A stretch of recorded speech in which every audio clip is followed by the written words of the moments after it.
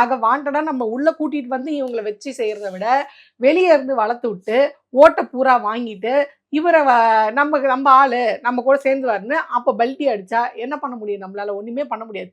ஓட்டை மட்டும் வாங்கிட்டு தம்பி நம்ம கட்சி தான் வந்து சேருங்க அப்படின்னு சேர்ந்து ஆட்சியை பிடிச்சாங்கன்னா அது ஆச்சரியப்படுறதுக்கு இல்லை. ஏன்னா பாஜகவோட ஸ்டைலே அதுதான். அவங்க என்ன பண்ணுவாங்க, தோத்துட்டாங்கன்னு வைங்களேன், இப்போ அந்த கட்சியில இருந்து எம்எல்ஏக்களை விலைக்கு வாங்குறது, எம்பிங்களை விலைக்கு வாங்குறது, கட்சியவே விலைக்கு வாங்குறது, இல்லை மிரட்டுறது, இடி ரெய்டு, அந்த ரெய்டு, இந்த ரெய்டு அப்படின்னு போடுறது.